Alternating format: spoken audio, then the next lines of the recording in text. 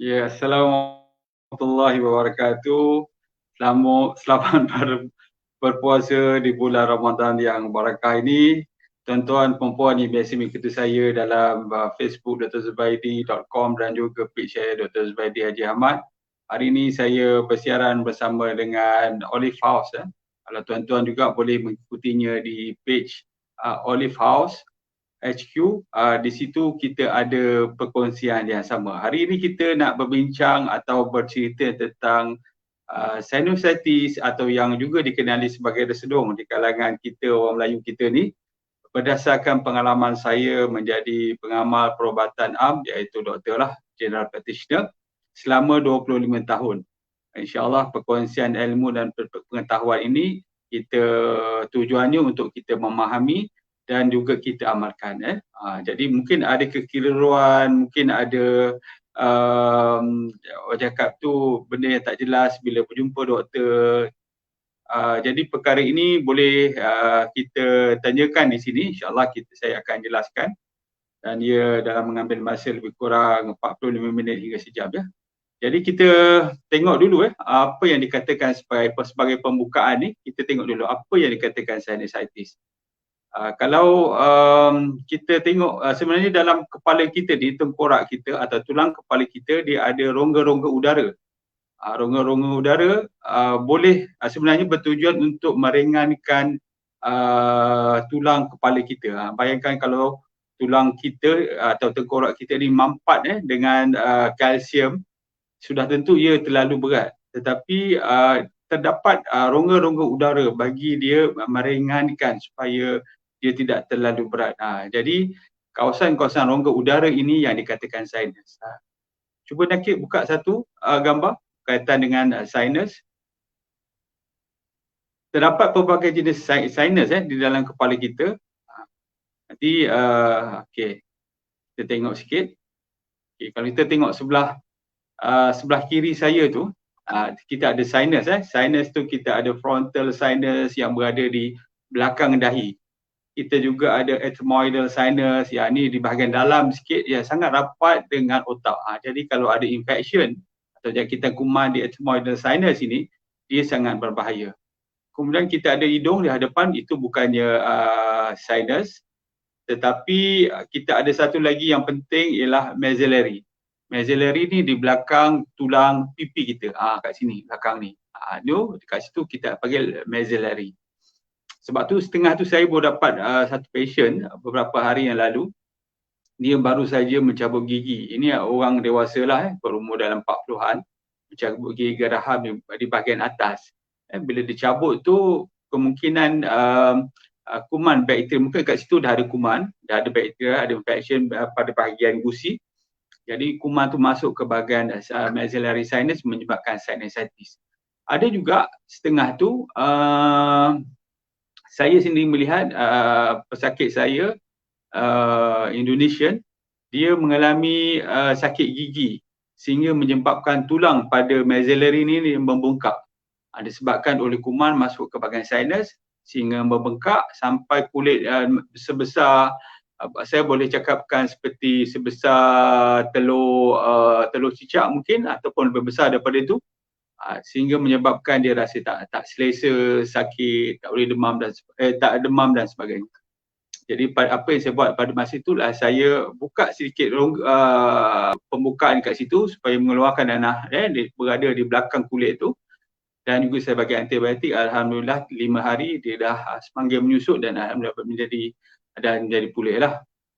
Jadi itu dah yang dikatakan sebagai sinusitis. Sinusitis ni sebenarnya adalah keradangan keradangan pada rongga sinus yang berada pada tengkorak kita.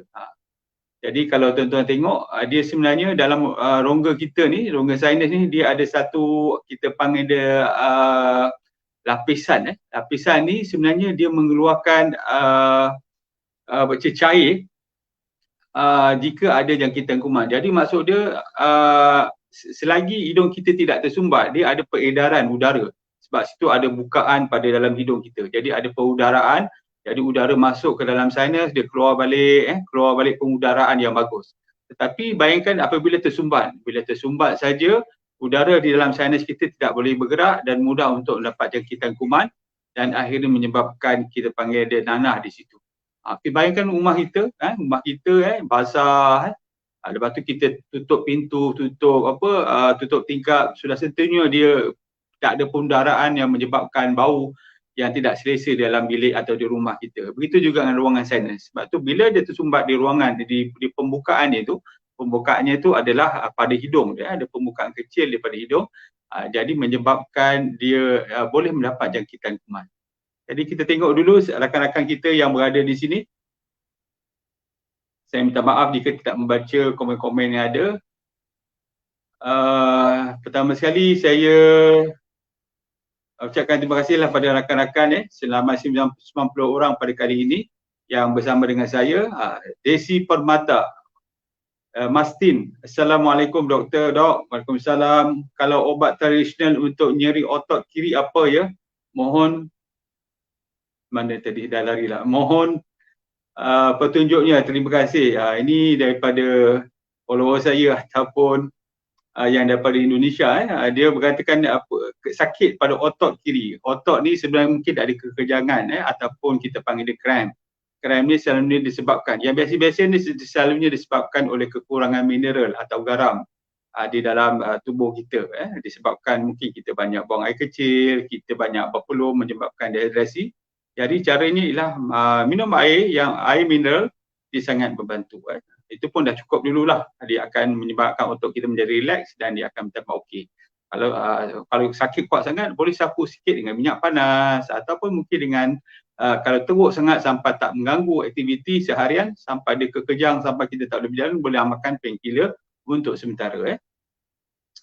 Selain daripada itu kita tengok juga rakan-rakan yang lain, Fatihah Mahmudi di hati. Terima kasih kerana berkongsi. Nazirah Sobri, Abisal Sobri, Waalaikumsalam.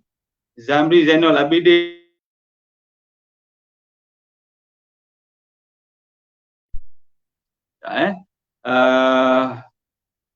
gatal hidung, mata dan kepala. Ya, betul. Ini adalah salah satu daripada alahan.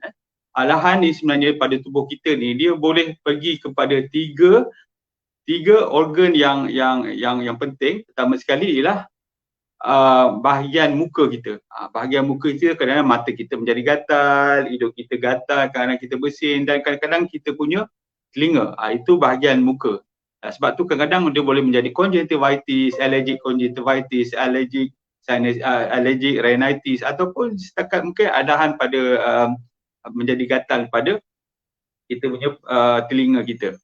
Dan dia juga boleh pergi kepada kulit kita yang menjadi allergic dermatitis sebab contoh, ataupun dia boleh pergi ke bahagian paru-paru yang kadang-kadang kita sebut sebagai asma.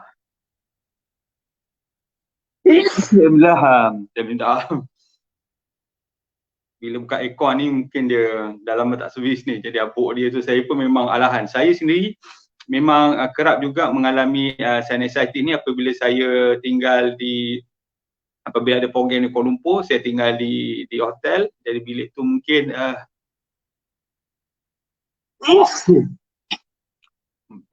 mengalami yalah, orang bekas orang yang lepas tu kan mungkin dia isap rokok ke, mungkin dia banyak abuk di situ dan sebagainya. Saya selalulah mengalami tahun-tahun lepas sinusitis ni sebab saya ni memang juga kuat alahan abuk kan. Jadi nanti kita tahu kenapa punca-punca sinusitis dan tanda-tandanya. Ustazah Badaria, Waalaikumsalam. Siapa lagi ada? Nita Talib, salam Ramadan dari Melaka doktor. Fatimah Abdullah, ni Kak Fatimah dari Sabah ke Sarawak ni, selalu begitu saya. Alhamdulillah dapat follow live doktor hari ni. Jadi kita pergi sikit kita pergi pula ke seterusnya. Kita dah tahu dia apa yang dikatakan sinusitis, kenapa berlakunya inflammation ni, kita nak tengok dia. Okey. Dia ada beberapa jenis sinusitis. Sinusitis ni kalau dia sebenarnya berlaku dalam jangka masa yang panjang tau. Kalau katakan setakat bersin ni kita tak sebut dia sebagai sinusitis. Iaitu mungkin allergic rhinitis atau viral infection, rhinitis disebabkan oleh viral infection. Tetapi sinusitis ni selalunya dia mengambil masa antara 2 hingga 4 minggu. Kalau dia dibiarkan, tak dirawat, kemungkinan daripada mungkin alergik biasa ataupun disebabkan oleh jangkitan virus, dia dah menjadi kita panggil secondary infection. Maksudnya jangkitan kuman disebabkan oleh bakteria masuk ke dalam rongga kita punya sinuses, menyebabkan infection. Yang itulah yang menyebabkan sinusitis. Yang ini selalunya yang kita sebut sebagai acute sinusitis di antara 2 hingga 4 bulan. Maksud dia dia keluar ingus bersin selama 2 hingga 4 bulan. Terdapatnya jangkitan kuman kita panggil secondary infection menyebabkan sinusitis. Selalunya kalau sebagai contoh, kalau katakan yang kita panggil subacute sinusitis ni, dia lebih panjang lagi. Kerana kita tak dapat rawatan, mungkin di kawasan perumahan kita ni banyak habuk atau kita sedang membuat renovation ataupun dalam bilik tu mungkin aircon tu tak servis, jadi banyak habuk sebenarnya yang terperangkap dalam filter kat situ. Dan banyak lagi lah, selalunya disebabkan oleh habuk dan juga viral infection. Jarang sinusitis ini disebabkan oleh pemakanan. Jadi selalunya disebabkan ni lah, habuk masuk ke dalam hidung tak bersin, kemudian masuk ke dalam paru-paru dan sebagainya. Chronic sinusitis pula, dia kalau katakan 12 minggu atau lebih, atau yang kita sebut sebagai recurrent sinusitis yang berlaku beberapa kali di dalam setahun. Jadi kita ada acute sinusitis lebih kurang dalam 2 hingga 4 minggu. Kemudian kita ada subacute sinusitis antara 4 minggu hingga 12 minggu. Chronic sinusitis yang lebih daripada 12 minggu, recurrent sinusitis. Saya nak cerita sikit pengalaman saya semasa saya belajar dulu di India. Jadi kawasan tu memang kawasan yang agak kering dan berabuk lah. Jadi bila musim panas tu, apa yang berlaku lah memang habuk selalu berterbangan masuk ke dalam bilik, tempat kita tidur, tempat kita rehat. Jadi kalau kita cek dekat tingkap tu, memang kalau saya gunakan jari ni, saya tarik pada besi ataupun pada cermin tu, memang habuk banyak melekat. Jadi memang saya selalu kerap mengalami sesama, batuk, dan akhirnya apa yang berlaku, saya pada masa tu saya tak dapat sinusitis, tapi saya dapat tonsillitis. Jadi bengkakkan dekat situ. Tetapi yang baru ni pula sebab saya ni memang jenis alergik. Jadi bila saya berada di bilik hotel yang tidak bersih ni, itu antara yang menyebabkan selalunya lah mendapat sinusitis. Okay, kita tengok dulu mungkin rakan-rakan kita yang sudah mula bertanya. Kita tengok sikit siapa dia. Saya minta maaf kalau saya tak membaca nama puan, mungkin dia terlepas pandang ataupun dalam sistem Facebook ni dia turun naik kerana saya tak dapat membaca. Sam Shuliza, ubat apa yang terbaik selain daripada ubat hospital? Dah larilah. Ya, puan saya tengok sikit pertanyaan tu.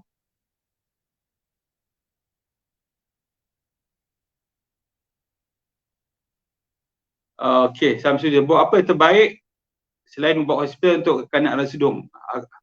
Anak saya sering demam dan gatal mata. Ini alergik lah, alergik rhinitis. Mungkin juga di mata tu kita panggil alergik conjunctivitis dan juga menyebabkan demam. Demam disebabkan virus lah. Yang ni nanti kita akan sebut ya puan. Saleh Osman, salam doktor, waalaikumsalam, selamat berpuasa. Selamat berpuasa Encik Saleh. Wawan Najwa minta maaf anak tertekan ibu marah. Tak apalah. Okey, kita tengok lagi kalau ada lagi pertanyaan-pertanyaan yang berkaitan dengan sinusitis. Okey, tak ada. Jadi kita pergi dululah seterusnya. Apa punca-punca dia? Antara orang yang selalu mendapat sinusitis, apa dia punya siapa yang mereka yang selalu mendapat sinusitis? Antaranya ialah orang yang selalu mengalami allergic rhinitis. Seperti mana yang saya sebut tadi, allergic ni rhinitis ni maksud dia keradangan pada hidung. Jadi alergik ni disebabkan oleh alahan. Alahan selalu macam mana? Kadang-kadang memang ada makanan, tetapi selalunya disebabkan oleh pengudaraan yang saya senang cakap pengudaraan yang tak bersih, banyak habuk sebagai contohnya, ataupun terlalu sejuk, ataupun ada virus di dalam tu. Mungkin kita duduk di dalam menunggu dalam bangunan, dalam bank ke mungkin, ataupun dalam pejabat pos ke, ataupun kita menunggu apa sahaja, orang sebelah kita bersin, orang sebelah kita mungkin mengandungi virus. Jadi virus yang biasa mungkin masuk ke dalam kita punya rongga hidung dan menyebabkan kita mengalami jangkitan virus. ataupun mungkin terlalu sejuk, mungkin musim hujan, ataupun mungkin kita masuk satu tempat tu memang aircon terlalu kuat, kadang-kadang bangun setengah bangunan tu terlalu kuat, ataupun dia punya pengudaraan tu tidak, orang cakap tu tidak beredar dengan baik, terkepung dan sebagainya, kita mendapat allergic rhinitis. Jadi orang yang mengalami allergic rhinitis ni selalunya mudah untuk mendapat sinusitis. Selalunya bermula gitu dulu. Bila dah lama tak baik, baru kuman masuk ke dalam rongga sinus menyebabkan sinusitis. Selain daripada itu, setengah orang tu dia mengalami apa yang kita sebut sebagai nasal polyp. Kalau boleh tunjukkan sikit Nakib gambar nasal polyp yang mana selalu bersin. Jadi di dalam hidung dia tu, dia ada ketumbuhan yang tidak berbahaya, berwarna pink. Kalau kita buka sikit, kita nampak dia ada macam daging kat situ. Yang ini kita panggil the polyps. Dalam tu, dalam polyps ni selalunya apa yang doktor boleh buat ialah sebab dia ketumbuhan tak bahaya, just kita buat snapping je, maksudnya kita just potong dekat situ, matikan salur darah kalau ada pendarahan, dah boleh keluar. Lepas tu kita hantar kepada makmal untuk memastikan dia bukannya kanser. Jadi polips ini sebenarnya mengganggu pengudaraan yang saya sebut tadi pada sinus, menyebabkan sinus tidak boleh bergerak dengan baik, dan cara yang terbaik ialah dengan memotong dia. Jadi peredaran udara bertambah baik. Dia akan menyebabkan dia tidak berulang. Jadi kekerapan untuk mendapatkan sinusitis tu akan menjadi berkurang. Selain daripada itu, ada juga satu masalah yang disebut sebagai deviated nasal septum. Maksudnya dia punya tulang hidung dia ni yang tengah ni dia bengkok sikit. Mungkin disebab bersih kecil-kecil, mungkin dia pernah terantuk, pernah ditumbuk, ataupun pernah main basikal dan sebagainya jatuh, menyebabkan tulang pada hidung ni, kita panggil the nasal septum ni, dia bengkok. Boleh tunjuk sikit Nakib gambar yang kita sebut sebagai deviated nasal septum ni.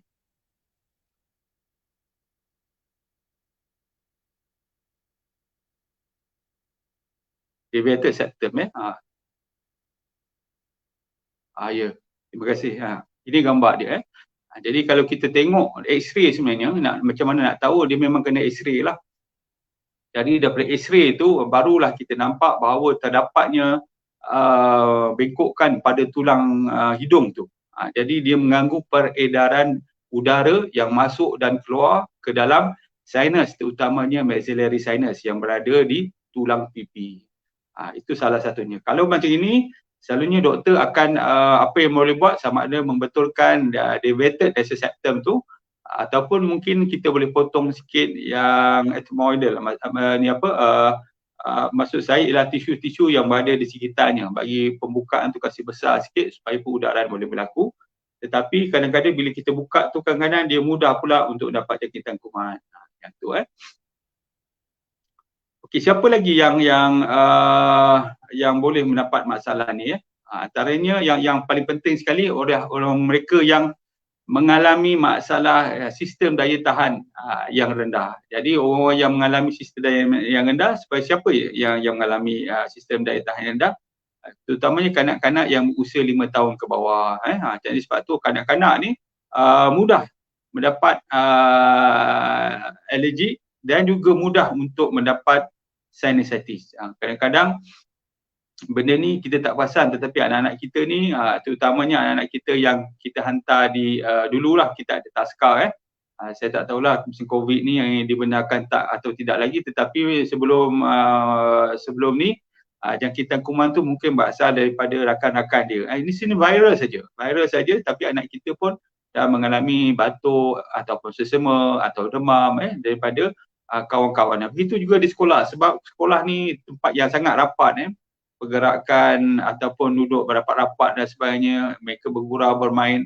Jadi mungkin ada rakan-rakan yang bersin yang mengalami jangkitan virus, jadi anak kita mungkin mendapat. Tetapi selalunya kalau anak kita, sistem daya tahan anak kita kuat, dia selalunya akan berlaku hanya dalam masa beberapa hari je. Dia tak jadi sinusitis pun. Dia setakat kita panggil infection, viral infection, allergic, disebabkan oleh rhinitis, bersin, disebabkan oleh jangkitan virus saja. Itu saja, dia tak akan menjadi sinusitis. Tetapi jika anak kita mempunyai sistem daya tahan yang agak lemah, mungkin dia tak cukup minum air, dia terlalu penat, dia tak cukup tidur, asyik main game sampai pukul 1 2 pagi, besok pagi nak bangun dan sebagainya. Sebagai contohlah, itu yang menyebabkan dia mudah mendapat jangkitan kuman. Itu juga kalau anak-anak yang sebagai contoh yang ada ibu bapa yang merokok. Ada yang merokok pun boleh menyebabkan masalah ini. Begitu juga sebagai saya nak beritahulah sebab perkara ni agak penting juga. Saya juga kadang dapat juga pesakit saya yang sebagai contoh mengalami allergic rhinitis, sinusitis, kadang-kadang tonsillitis. Bila kita tanya, rupanya ada ibu dan ayah, ada bapa lah terutamanya yang mengisap rokok. Jadi ibu bapa kena fahamlah keadaan ini. Sebagai contoh, kalau bapa tak boleh nak berhenti rokok tu, kalau nak mengisap rokok tu, isaplah di luar rumah, ataupun mungkin sebelum balik kerja tu boleh isap kat rumah tu, kawasan rumah tu jangan isap sebab anak ni dah memang dah mudah untuk dapatkan allergic rhinitis, ataupun kita memang dia akan menjadi sinusitis. Jadi tugas ibu pula bagilah nasihat ataupun bagi apa ingatan kalau nak asap rokok tu jauh-jauhlah sikit daripada anak. Apa yang penting sekali apabila dah ada sinusitis itu peringkat awal tu, dia akan sesama bersin, kadang-kadang ada demam sikit. Kerana kita panggil demam dedak, orang Johor panggil demam dedak ataupun demam rendah. Maksud dia punya tahap suhu tu tak berapa tinggi tetapi sudah menyebabkan rasa tak selesa. Dia masih lagi aktif tapi tak selesa, kita panggil demam rendah, itu pada peringkat awal. Dan peringkat seterusnya kemungkinan dia akan bersin, hidung berwarna mengeluarkan cecair warna hijau, yang itu dah sudah infection, mungkin dah start sinusitis tu. Sinusitis tu apabila dah ada jangkitan kuman bakteria, lendiran dah tak warna jenis lagi, dia dah jadi warna kuning. Jadi warna kuning, lepas tu dia mengalami demam ataupun kahak warna hijau, dah mengalami batuk, suara pun mungkin dah berubah, suara pun mungkin sakit tekak sikit. Sebab apa? Sebab di situ berlakunya apa yang kita sebut sebagai post nasal drip. Ada gambar sikit post nasal drip ni, boleh tunjukkan lagi gambar post nasal drip, gambar daripada sisi tepi tu.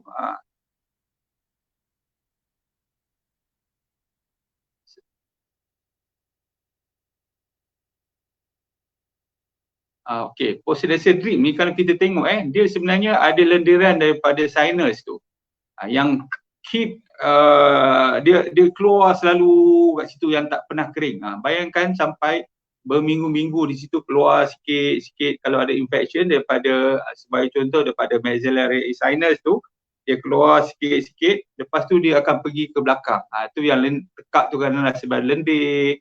Kadang-kadang kita keluarkan kita berkahak warna hijau.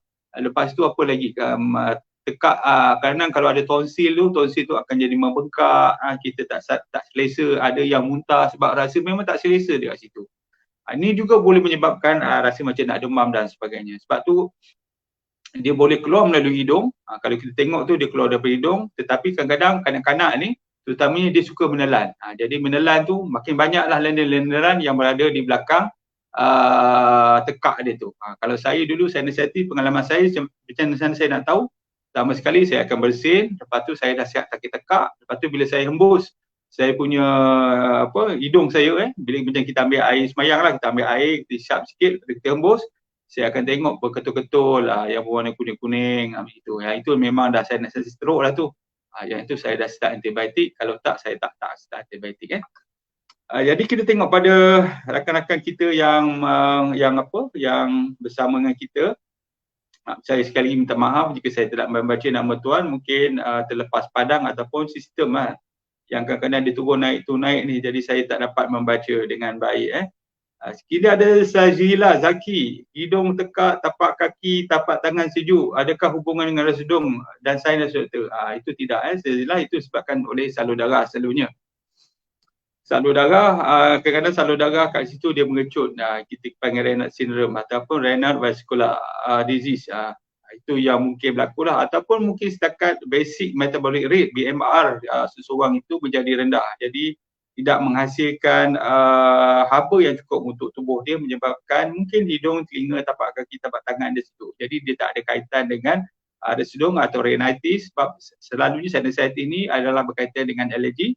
sebelum ada secondary infection, bacterial secondary infection. Jadi selalunya menyebabkan gatal saja.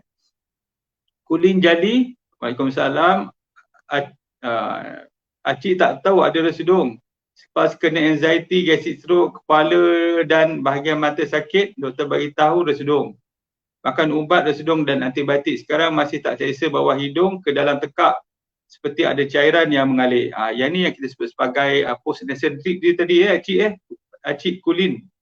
Itu yang kita sebut sebagai post-nasal drip, iaitu kita ada terasa bawah hidung sampai ke tekak ni ada macam satu cairan mengalir. Itu dia. Lebih lagi jika disapu ubat sapu resedung di pasaran. Sapu ubat ni kadang-kadang setengah ubat tu dia irritated. Dia akan menyebabkan lebih banyak lendir.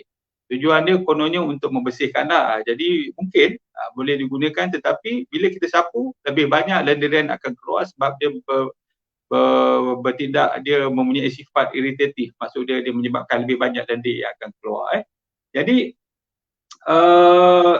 apa saya nak beritahu ialah antibiotik ni pun kita tak bagi lama. Kita tak bagi lama. Jadi setengah orang tu dia mulai mengalami sinusitis, kerap mengalami sinusitis berulang-ulang. Jadi berjaga-jaga dengan penggunaan ubat antibiotik tu. Antibiotik tak boleh makan, orang cakap tu beli makan, tak.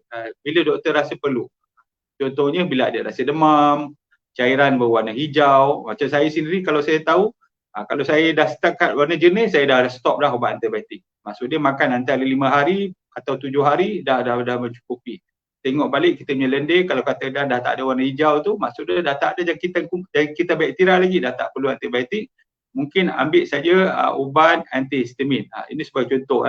Antara 1 hingga 2 minggu. Maksimum 2 minggu. Lepas tu kita tak boleh teruskan lagi dah. Kita kena rehat dulu. Kalau tak, dia akan menyebabkan kesan sampingan lain ataupun kita sebut sebagai rebound. Sebab tu ubat sesama ni atau antihistamin ni ambil maksimum 2 minggu je. Minggu ni stop dulu. Lepas tu kita boleh buat benda-benda lain lah selain daripada ambil ubat ni. Nanti yang kita akan sebutkan nanti. Jadi semua saya nak beritahu, kalau nak ambil antibiotik tak boleh berterusan. Begitu juga dengan ubat antihistamin atau ubat untuk sesama. Okey, kita tengok lagi rakan-rakan kita yang mungkin tak bertanya. Nur Abdullah, Assalamualaikum. Saya selalu bengkak di muka, kawasan hidung dan kening. Biasanya terjadi waktu malam. Ini disebabkan resedung. Jika sebagai contohnya dia resedung ni seperti mana saya cakap, dia sebenarnya bermula dengan allergic rhinitis dulu. Maksud dia mesti ada sesama, mungkin dia dah pergi ke tekak, dia ada batuk sikit. Tetapi yang paling selalu ialah sesama. Bila blok dekat kawasan tu, pembukaan sinus tu tadi saya sebut tadi, mungkin disebabkan oleh sesama kita ataupun bersin kita tak berhenti selepas 2 minggu, 4 minggu, jangka masa yang lama. Dan akhirnya kuman akan masuk, bakteria akan masuk ke kawasan maxillary tadi, terutamanya, atau sinus, kawasan sinus yang lain, menyebabkan sinusitis. Dia selalunya dia akan berterus begitu. Dia tak ada sejak ada, tak ada sejak tak ada, tak dalam 2-3 hari tidak begitu. Jadi bersin ataupun gatal hidung tu tanda-tanda di luaran yang selalunya bersin hidung berair saja menutup pembukaan sinus tu, dan akhirnya jangkitan kuman bakteria masuk ke bahagian rongga sinus menyebabkan sinusitis. Jadi maksudnya mesti ada bersin atau hidung tu sumbat. Untuk jangka masa lebih kurang at least 2 minggu. Lepas tu barulah kita tengok kita punya kahak kita warna hijau. Lepas tu kita punya lendiran warna hijau, itu sudah kuman disebabkan oleh kawasan sinusitis kita, maxillary sinusitis terutamanya, sudah dijangkiti dengan kuman. Jadi saya harap boleh faham penjelasan saya tu. Farhan Nomzul, Waalaikumsalam.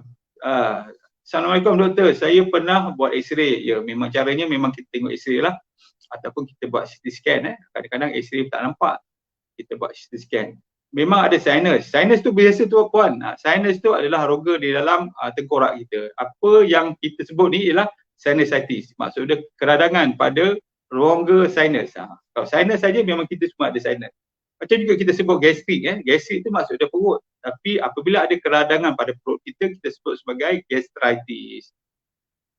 Okey, apa dia cakap tadi? Ada sinus di sebelah pipi kanan. Boleh kata dalam sebulan mesti 3-4 kali akan sesama. 3-4 kali sesama ni mungkin puan mengalami allergic rhinitis atau bau busuk dalam hidung. Bau busuk mungkinnya ada sinusitis dalam tu. Jadi bermaksud mungkin sinusitis tu dia tidak dirawat dengan sempurna. Maksud dia ada baki lagi yang menyebabkan dia terlalu kerap sinus ni. Sebab sinusitis ni selalunya bila kita dah bagi rawatan, dia dah tak ada dah. Dia dah lama kan tak ada. Kecuali kalau kita pergi satu tempat, banyak abuk, terlalu sejuk dan sebagainya, kita mula bersin balik, kita mula hidung kita berair, barulah jangkitan kuman yang masuk. Jangkitan kuman di luar masuk ke dalam. Tetapi sebagai contoh, baru baik seminggu, ada lagi masalah yang sama, itu bermakna bahawa rawatan yang diberi tak sempurna. Maksud dia apa, jangkitan atau kuman masih lagi berada di kawasan sinusitis, di kawasan sinus tu.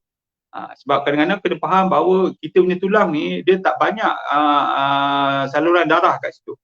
Jadi bagi antibiotik kadang-kadang susah untuk penetrate masuk ke dalam saluran tu. Sebab tu dia agak lama sikit. Jangan harap 2-3 hari dah baik. Kadang-kadang ambil masa sampai seminggu, kadang-kadang sampai 14 hari. Dia bergantung pada, kalau dah chronic sinusitis tu sampai 10 hari, 14 hari pun terpaksa makan antibiotik. Tapi kalau yang acute tu, selalunya dalam masa kandang 5 hari, 7 hari pun dah okey. Tetapi, macam saya beritahu tadi, dia tidak berulang dengan cepat. Kalau berulang dengan cepat, kemungkinan dia tidak dirawat dengan baik. Disambung lagi, tapi akan ada 1 atau 2 kali saya akan rasa sakit kepala dan sakit bahagian hidung sebelah kanan melarat hingga ke mata. Itu dah memang kesan-kesan daripada sinusitis tu. Ada tak cara lawatan lain? Sebab kalau pergi hospital, memang lepas habis rawatan, doktor akan bekalkan ubat sesama Clarinet, Loratadine dan juga kadang-kadang bersin sampai ubat sesama dah sampai satu-satu masa akan mendarah dan darah kering di dalam hidung. Ya betul. Jadi sebab tu nanti kita akan sebut cara-cara untuk mengurangkan dia. Kita tengok lagi Nur Syuhada, saya kerap berdarah hidung sebelah kanan, pergi jumpa pekat ENT, dia cakap salur darah saya terluka. Yang ini lain, ini bleeding. Kita panggil dia epistaxis. Ini bukan sinusitis. Doktor bagi Neso gel. Maksud gel ni tujuan dia untuk supaya kawasan tu tidak menjadi terlalu kering. Bila terlalu kering, boleh menyebabkan pendarahan, boleh menyebabkan luka di situ, kuman masuk dan boleh menyebabkan infection pada bahagian tu. Sebab tu doktor bagi gel tu supaya dia mengurangkan kekeringan di situ. Ada kesan samping tak jaga masa panjang? Steroid ni of course kita bagi untuk jaga masa. Maksud dia kalau nak guna tu tak boleh terlalu lama, maksimum 1 minggu. Kadang-kadang doktor bagi tahu selama 2 minggu. Lepas tu kena stop dulu. Sebab apa? Sebab steroid tu juga kadang-kadang boleh menyebabkan kekeringan di kawasan tu, menyebabkan keadaan dia bertambah teruk jugalah. Okey. Daf Ariman Kafa. Assalamualaikum doktor, saya selalu bersin, berpanjangan, gatal-gatal sesama hidung, mata, selalu ambil ubat apa ni, Adizio. Anak berumur 7 tahun. Ini allergic rhinitis. Allergic rhinitis ni selalunya sesekali berlaku. Sebagai contoh, kadang-kadang anak-anak kita nak pergi sekolah kan, jadi dia orang bangun pagi. Ketika kebetulan pula masa tu musim hujan. Jadi pagi-pagi dah sesama hidung. Yang itu biasa, allergic rhinitis disebabkan oleh cuaca yang sejuk. Itu tak ada masalah. Tapi kalau mengambil masa beberapa hari, itu mungkin disebabkan oleh viral fever, viral infection. Itu pun selalunya dia akan baik sendiri. Kecuali kalau anak kita ada masalah daya tahan. Kecuali kalau katakan sampai dia demam, dia tak sihat, yang itu kemungkinan dia dah mengalami secondary infection, jangkitan kuman. Yang itu kalau katakan dia ada kahak hijau, demam yang tinggi, yang itu perlukan antibiotik. Okey, jadi kita teruskan kita teruskan dah pukul lagi 20 minit ni. Kita bercerita pula tentang mungkin apa lagi, tentang ubat-ubatan dan sebagainya yang boleh untuk merawat.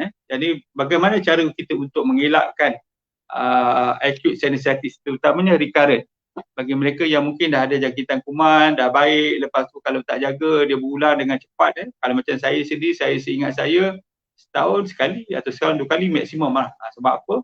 Sebab environment yang kotor, pada masa tu mungkin saya penat, tak cukup tidur, kita sibuk dengan pekerjaan dan sebagainya. Lepas tu kita stres, yang itu menyebabkan sistem daya tahan kita rendah dan akhirnya kita mudah mengalami viral infection dan akhirnya mendapat bacterial infection pula yang menyebabkan sinusitis. Jadi macam mana kita nak mengurangkannya? Pertama sekali, minum air yang secukupnya.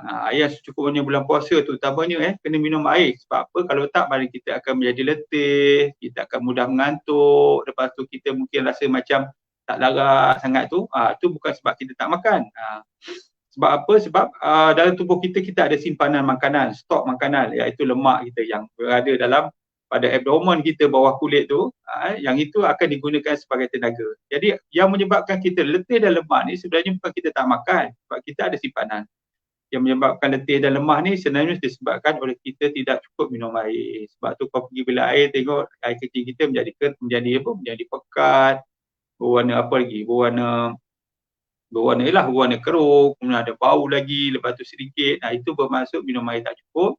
Jadi bulan puasa kena cukup, terutama mereka yang ada sinusitis, selalu ada sinusitis atau alergik rhinitis ni, kena minum air yang secukupnya.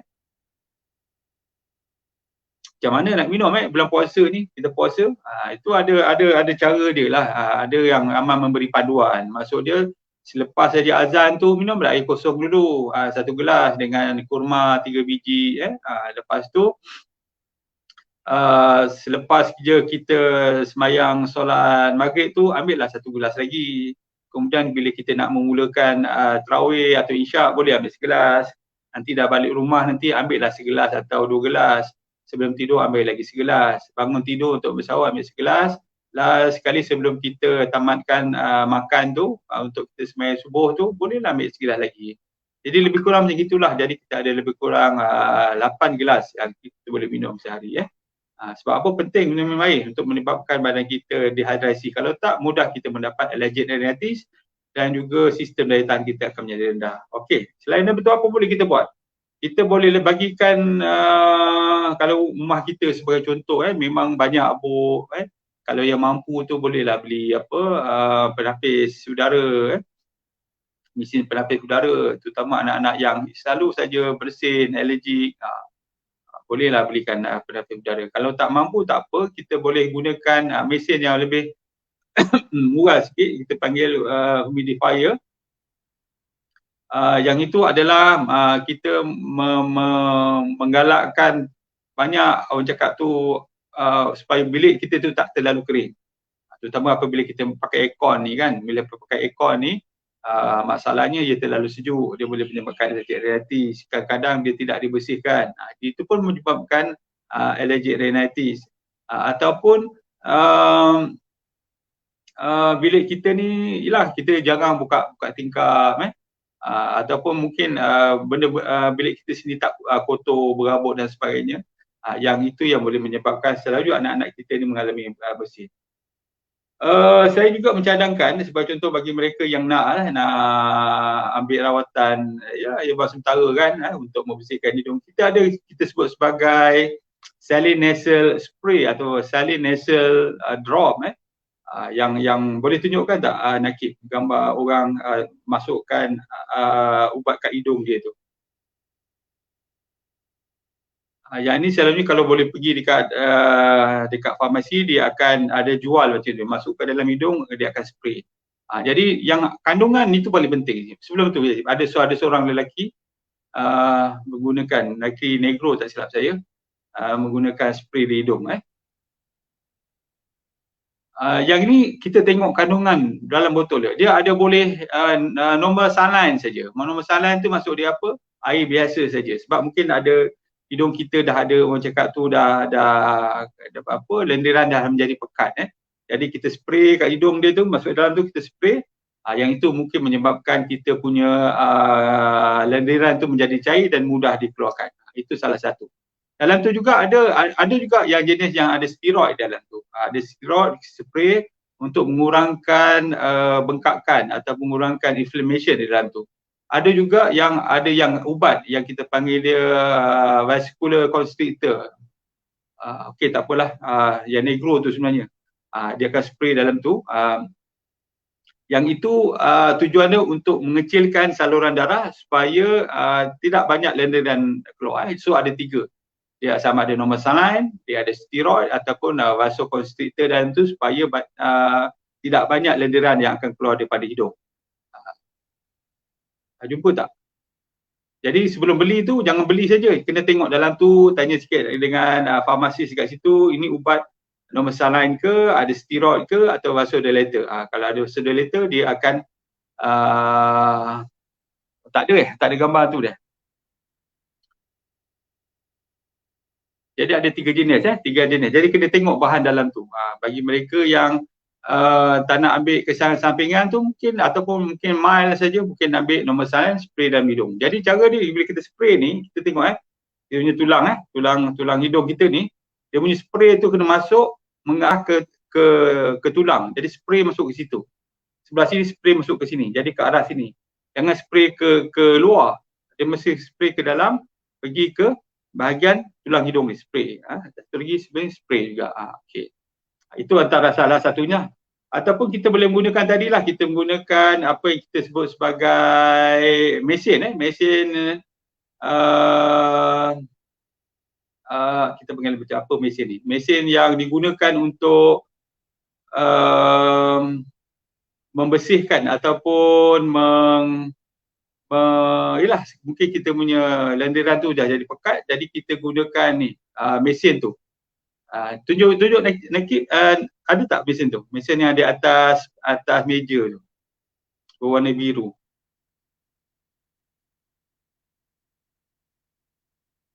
Mesin ni tuan-tuan boleh beli kat farmasi lah sebenarnya. Lepas tu ya, mesin ni kalau letak air biasa atau normal saline saja, dia pun dah mencukupi untuk menyebabkan kita punya hidung ni akan moist, akan lembap. Jadi tujuan dia mudah kita untuk mengembuskan, mudah kita untuk membersihkan hidung kita. Jadi lekatkan hidung kita pada alat tu, dia akan masuk perlahan-lahan. Tuan-tuan boleh sama ada gunakan normal saline ataupun boleh letakkan sikit lah essential oil, seperti contoh Ellipticus supaya dia berangin sikit. Kalau tak ada, boleh juga gunakan Vicks. Ambil sikit saja, jangan banyak, supaya dia bila kita pakai tu dia akan rasa lega. Kalau katakan kita tak dapat beli ni, kita boleh gunakan teknik yang sama, iaitu teknik yang kita sebut yang kita boleh gunakan sebagaimana orang-orang yang ataupun mesin yang selalu digunakan oleh orang yang ada semput, ada asma. Yang ini untuk yang allergic rhinitis, untuk kronik, kita tak bagi ubat salbutamol dalam tu atau Ventolin, cuma normal saline saja, ataupun sikit ubat yang berangin sikit yang saya cakap tadi. Yang ini pun dah membantu. Kalau anak-anak kita sebagai contoh, dia tak ada semput, jangan bagi Ventolin atau salbutamol, tapi bagi air kosong pun boleh, air kosong, ataupun ambil normal saline yang boleh beli daripada farmasi, campurkan sikit Ellipticus ke, mungkin Vicks ke, supaya bila bernafas tu dia akan merasa lega. Terutama apabila anak dah hidung dah sumbat, dah teruk ni, tak boleh bernafas, menangis, merengek, tak boleh nak tidur, bagi ni dia akan membantu. Ataupun untuk orang yang dah dewasa, yang dewasa kita gunakan teknik apa sekali, kita gunakan teknik yang kita panggil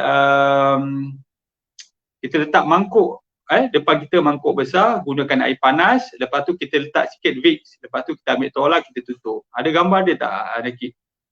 Yang ini tujuan dia supaya air panas tu dia naik ke atas bersama dengan tu dia dengan wap dia tu, akan dan kita tarik, kita tutup betul-betul, kita tarik nafas, dia akan masuk ke dalam. Ini untuk kalau kita tak ada mesin tu lah. Cuma saya nak beritahu berhati-hati sebab kita menggunakan air panas.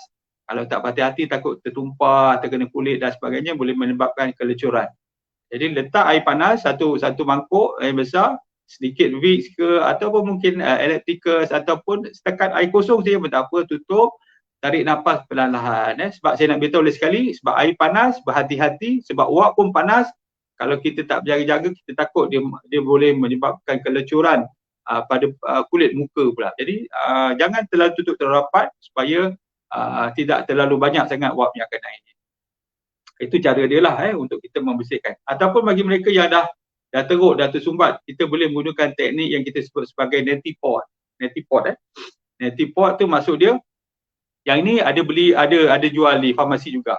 Dia ada satu pot kecil, masukkan air dalam tu, lepas tu kita masukkan hidung, kita tuang kat sini, nanti air akan keluar melalui lubang yang satu lagi. Tujuan dia untuk membersih. Yang ini kena beranilah. Sebab jangan bimbang, sebab air akan masuk dan dia akan keluar melalui lubang yang hidung yang satu lagi. Ini jadi air. Bagi yang sekarang ni dah ada teknik yang lain, dia letak dalam satu botol tu bila kita picit, jadi air akan naik ke atas dan dia akan keluar. Itu tujuan dia lah untuk membersihkan hidung kita. Itu ada beberapa cara.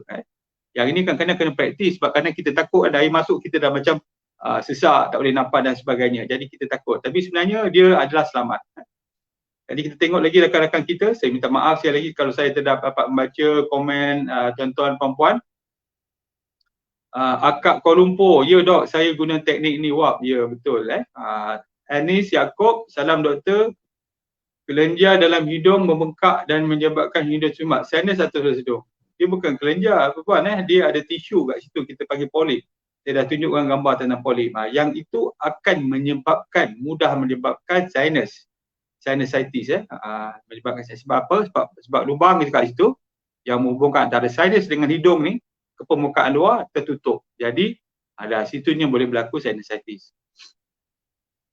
Nur Syuhada, hari ini lain tak berapa clear, siaran tersangkut lah doktor. Boleh ulang lagi tak sekali saja? InsyaAllah, tetapi kita ada kita ada rakaman. Jadi puan-puan boleh melihatlah rakaman tu nanti sama ada di page saya Dr. Zubaidi Haji Ahmad ataupun di HQ oleh Faus. Okey, Nurul Bashir Abdul Samad, Assalamualaikum. Ada tak suplemen vitamin untuk orang yang kerap sinus? Ni kita akan sebut sebentar lagi. Tadi kita sebut tentang teknik bagaimana cara untuk membantu mereka yang dah mengalami sinusitis ini selain pada ubat yang diberi. Okey. Okey, kita terus Macam saya sebut tadi, yang paling penting sekali air. Air yang kita minum tu. Pastikan kita minum air untuk mengelakkan dehidrasi. Selain daripada itu, apa yang kita perlu buat ialah kita pastikan sistem daya tahan kita tinggi. Bagi mereka yang, terutama bagi mereka yang selalu mengalami sesama, batuk, menunjukkan bahawa sistem daya tahan dia tak tinggi, tak berapa kuat sangat tu sebenarnya. Sebab tu mengalami masalah. Sebab tu kalau katakan ada 10 orang dalam satu kelas, ada seorang dua orang yang selalu demam dan semua, ketahuilah bahawa kanak-kanak itu mengalami masalah tu, masalah sistem daya tahan dia tu. Jadi sebab tu kena apa? Kena selalu minum air. Kena banyakkan minum air. Mungkin boleh ambil vitamin C, boleh ambil madu, madu bagi mereka yang batuk, atau pagi tu ambil satu sudu madu. Kita ada madu kazistan, boleh ambil satu sudu kecil waktu pagi saja, waktu pagi sikit. Ataupun kita boleh ambil minyak habatus sauda. Habatus sauda pun bagus, titik dalam air. Kita titikkan dalam air, kita boleh minum. Kita boleh minum ataupun terus ke dalam mulut. Bagi mereka yang tak biasa, boleh buat amalan. Sebagai contoh, ambil air 1 gelas, letakkan habatus sauda 5 titik, ambil sikit dengan madu kazistan tu, kita kacau dan kita minum. Ini tujuan dia untuk meningkatkan sistem daya tahan. Banyak kajian yang dibuat, terutama kajian dibuat dalam universiti tempatan, bahawa habatus sauda ni sebenarnya meningkatkan dia sebagai immune modulator ataupun dia meningkatkan sistem daya tahan kita.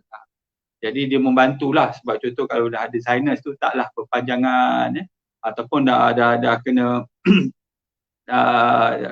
tidaklah terlalu kerap mengalami sesama batuk, sinusitis dan sebagainya. Selain daripada itu, kita boleh juga ambil yang dah kena tu, dikatakan bahawa sup ayam. Sup ayam pun sebenarnya membantu. Dia bukan rawatan, tetapi dia membantu anak-anak kita sebagai contoh untuk lebih cepat sembuh selain daripada ubat-ubatan yang dibagi. Kalau tak, kadang-kadang anak-anak ni dah seminggu bagi ubat pun tak lega-lega. Jadi mak ayah pun mak ayah akan rasa macam risau. Sebab apa? Sebab yelah anak-anak bukannya dia akan mengadu, dia akan rasa tak selesa, dia akan merengek. Jadi kita pun risau. Selain pada ubat yang dibagi, kita boleh bagilah tadi habatus sauda, madu, vitamin C, sup ayam bagi anak kita. Dia akan sangat membantu. Jadi saya harap dapatlah menjawab pertanyaan tadi. Puan tadi, apakah perkara ataupun suplemen yang boleh kita bagikan untuk anak-anak kita yang sering mengalami masalah sesama, masalah bersin, batuk. Jadi yang kita bimbang itu tak ada masalah. Yang paling bimbang dia akan pergi kepada apa yang kita sebut sebagai sinusitis. Jadi saya rasa terima kasih kepada rakan-rakan yang bersama perkongsian kita pada hari ini. Kalau mengikut catatan saya, lebih kurang berapa orang? Lebih kurang 97 orang. Terima kasih, insya-Allah. Kalau tak dapat bersama saya di awal tadi, boleh ikut balik rakaman yang ada ni. Mungkin pertanyaan kita akan ulang lagi di lain masa yang akan datang. untuk memperjelaskan. Mungkin ramai yang tak dapat hadir, tak dapat bersama, mungkin ada pertanyaan-pertanyaan pada masa ni tak terfikir, rasa lama kemudian baru terasa kenapa macam gini dan sebagainya, boleh bertanya kemudian. Jadi insyaAllah kita jumpa lain kali. Selamat berbuka pukul 7 baru 7.12. InsyaAllah kita berjumpa lagi pada minggu depan pada waktu yang sama. Assalamualaikum.